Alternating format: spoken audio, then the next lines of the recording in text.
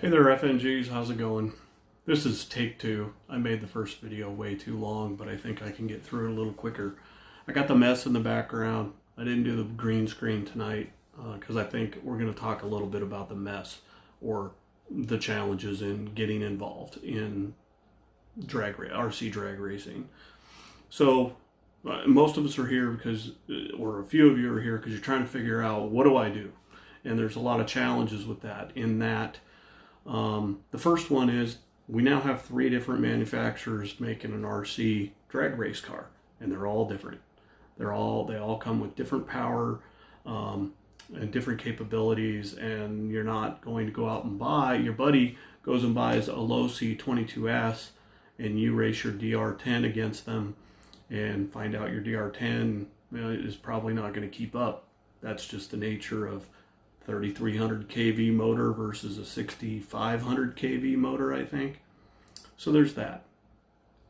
So we all kind of gravitate towards 13.5 class. It's a more of a spec class that we can kind of compete head to head in.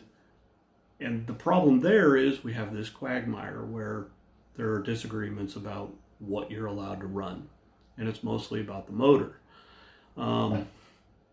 The NPRC official rules, sorry about that, don't say anything about, it just says you have to have a 13.5 motor, over-the-counter motor.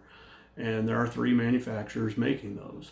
Phantom makes the 13.5 Pro Drag, the Trinity makes the Punisher, and now R1 Works is making they're actually calling it a 13.5 Outlaw. All that means is it has a 13 millimeter rotor in it, and it gives it more torque, and it makes it a little faster, about 0.2, maybe 0.3 faster.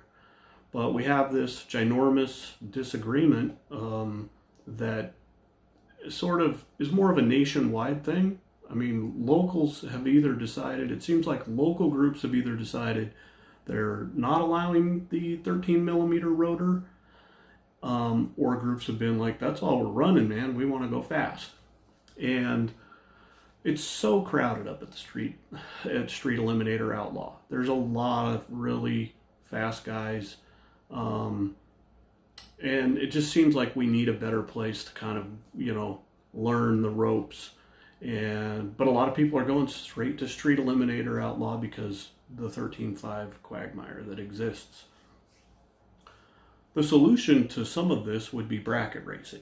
But I was recently up in Washington State, got to visit with a local hobby shop owner up there that has races that are held every Sunday, and everybody races Street Eliminator, and they can't run bracket because they don't have a timing system, and they can't get enough interest in 13.5 because of some of the problems with 13.5.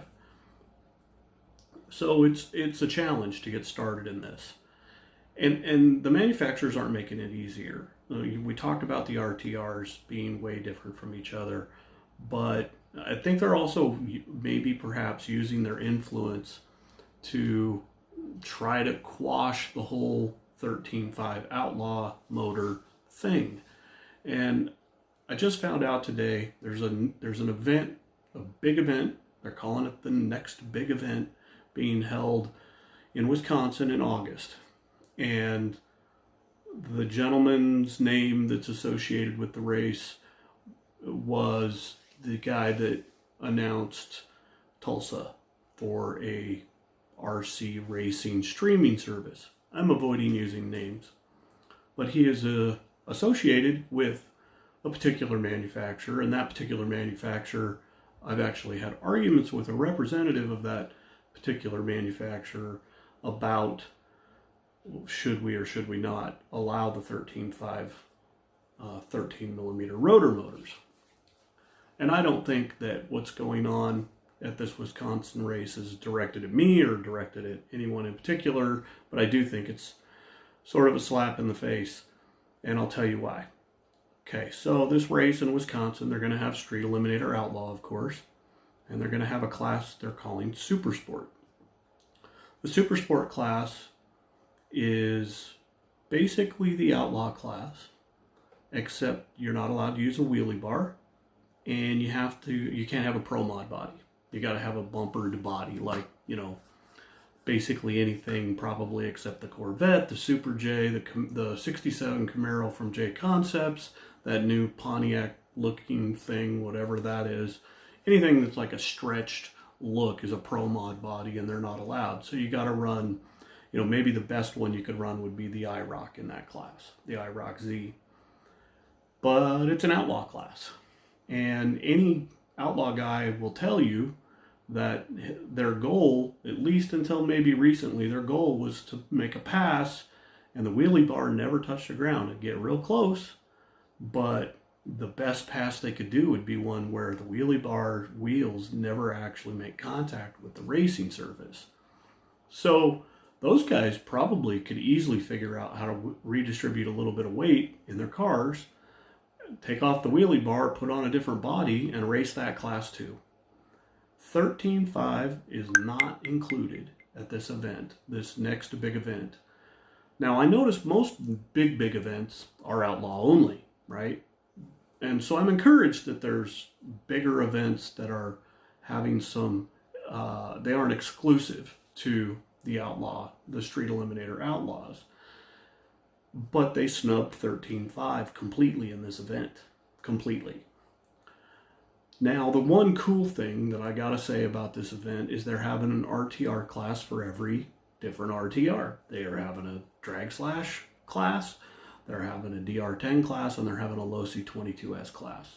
Awesome. You got a place to go race in August, and maybe once a year, or maybe it will become a trend and they'll find some way to continue that.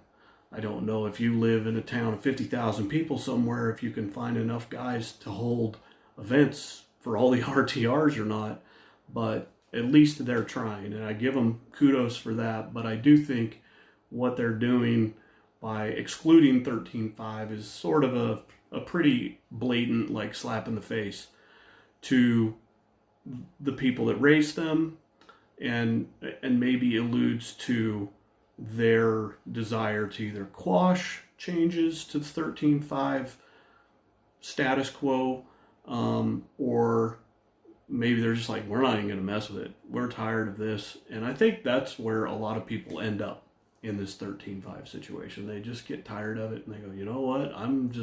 They're either done with drag racing, or they go to outlaw, or they figure something else out. I personally won't be dissuaded. I love this. It's one of the coolest things I've come across that doesn't, take a whole lot of my time. I can practice out in front of my house. I am lucky and fortunate that. Okay, so I had to cut a little of that out because I needed to regather my thoughts. There's another solution. There's a couple of other solutions to some of these problems that FNGs have trying to go racing. The first one I just said, you can just go street outlaw racing, right? Street Eliminator outlaw racing, which is what a lot of people do. I may have already said that. Bracket racing is another option, and I think bracket racing personally is fun, but I've also found out by talking to the guys up in Washington State and kind of, looking around the country to see what was going on in other races, not everybody has a timing system that can handle bracket with the staggered green start light. And so bracket's not necessarily a universal solution either.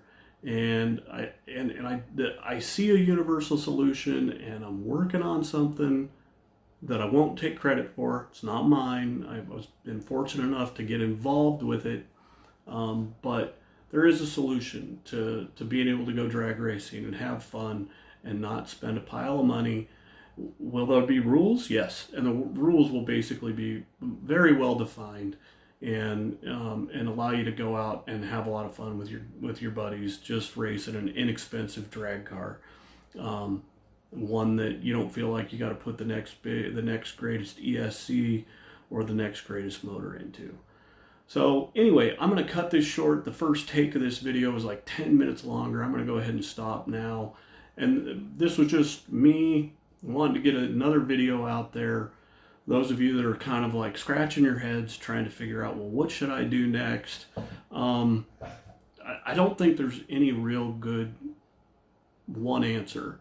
But I do know that if you're committed to the idea of a 13.5, then just do it, and talk to your local racers and find out what they're willing to do as far as motor goes, and then just go have fun and race. And locally, I'm still racing 13.5 Roar, but I have a car that's got the Outlaw motor in it, or the 13 millimeter rotor in it, and so I race that bracket, and I have plans to race that in a couple of events this year.